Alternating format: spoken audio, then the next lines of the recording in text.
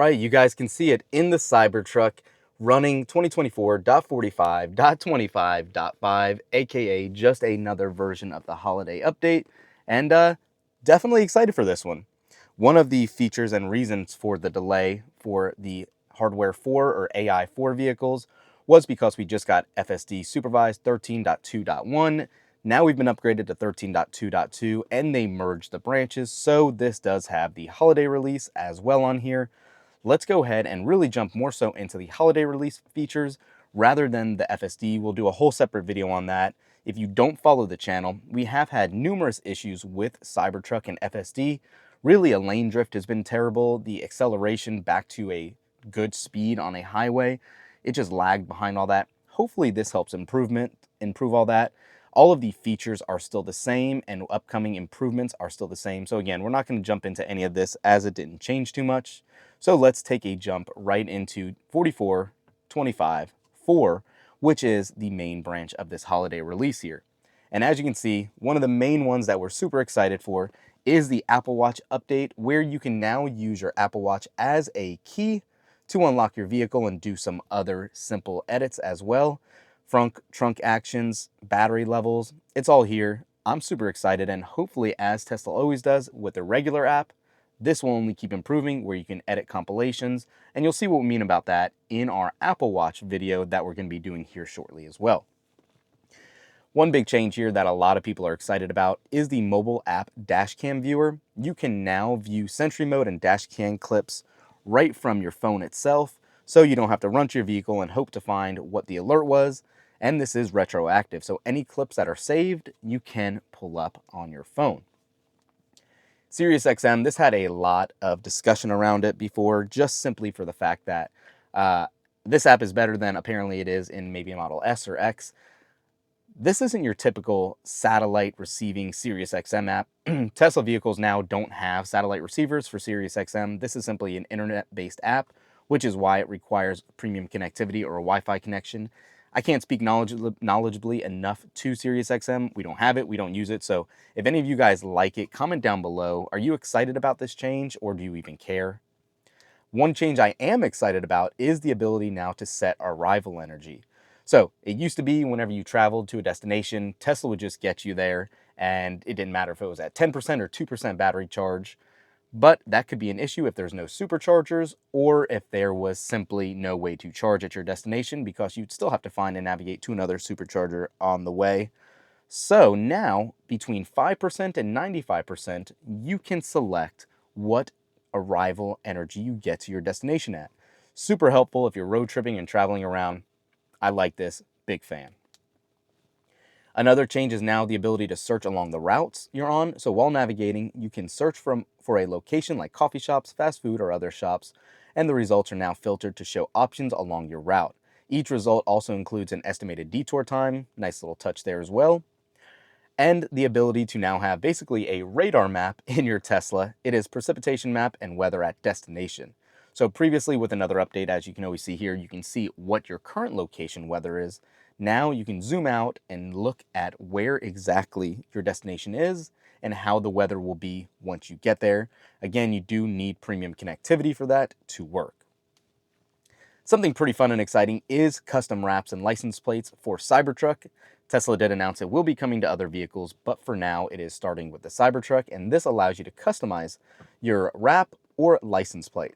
It says use one of many preloaded designs or create your own. Upload custom ones using a USB flash drive to make your Cybertruck unique. Go to the Paint Shop app in Toybox or tap the paint or license plate button in Controls software. I'll show you how this looks as soon as we're finishing going through these release notes. Rear view camera, this is something pretty cool too if you did not like the size of how it looked prior. You can now pinch or tap on the rear view camera to adjust the zoom level. The camera view has also been enlarged when displayed over maps, and an additional shortcut has been added for quick access to the camera app.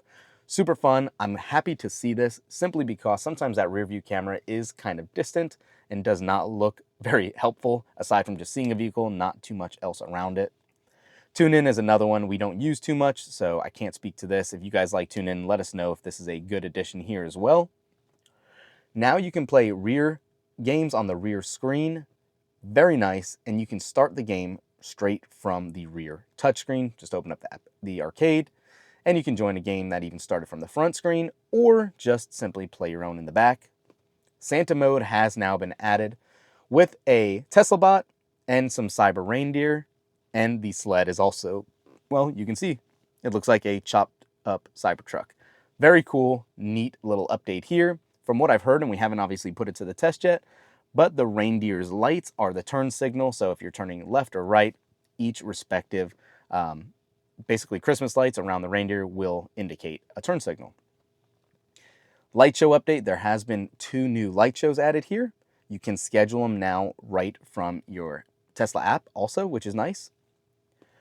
Boomerang Fu is a new game that they added that says slice and dice your friends with boomerangs in this frantic physics party game. Join a crew of your favorite foods as you grill, chill, and spill your enemies. Discover ridiculous power-ups and stack them together in deadly combinations. To play, shift into park and go to the app launcher, arcade, Boomerang Fu. There were some other theater and video updates here, where you can now interact with the rear theater from the front screen while driving to edit playlists or pause videos. Use the media card to play and pause any active video content playing through the browser or theater, and start a video on the web browser before you drive and enjoy your favorite content's audio on the road. That is a nice addition. I think it's the only legal loophole Tesla could do with playing a quote-unquote video while driving, because obviously in most states, if not all states, you cannot watch a video while driving for safety reasons. Seat controls, not sure why this is a whole separate new category under settings, but now you can control the passenger seat as long as it's unoccupied. And minor updates actually has some nice notable features here as well. You can tap nearby parking on any points of interest page to get directions to nearby parking and start your journey.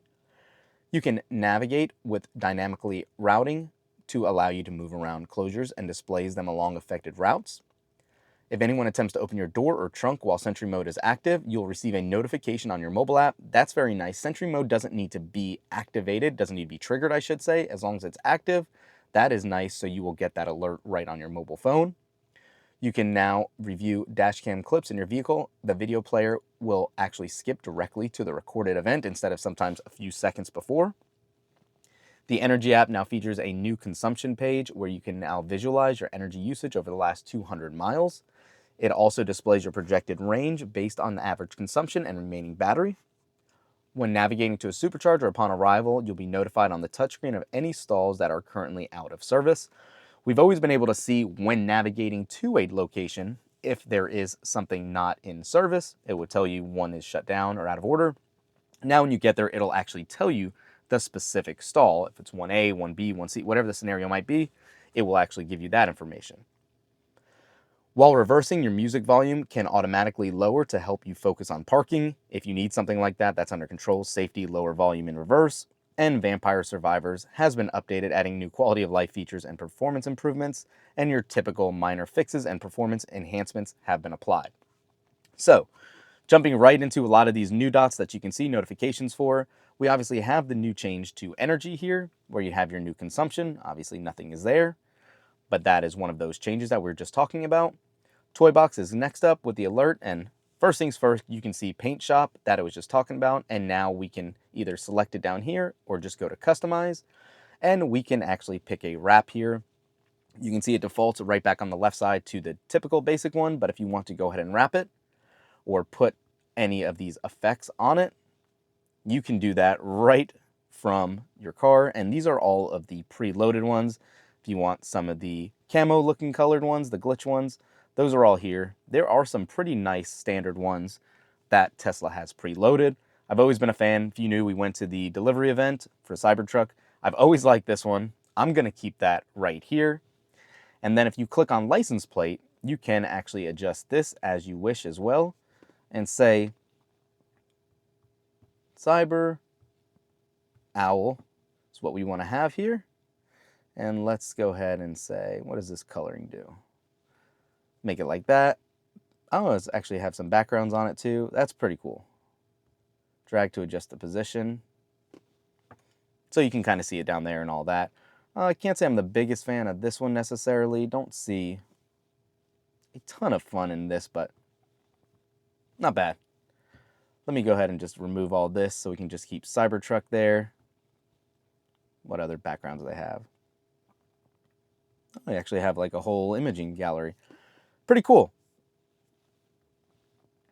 Outside of the paint shop, obviously we do have Tuned In and Sirius XM like we talked about. We're going to go ahead and skip over those since, like I said, we don't know too much about that.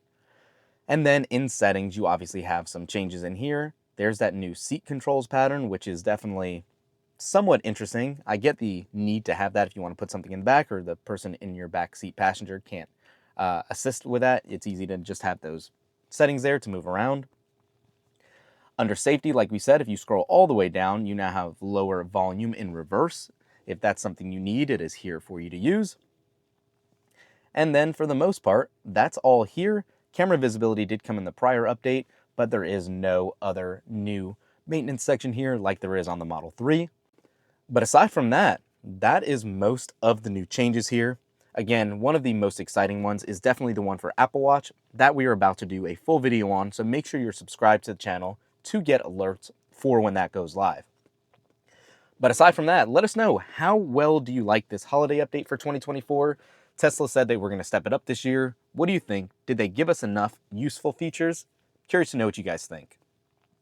Thanks for watching. We'll catch you in the next one. Peace.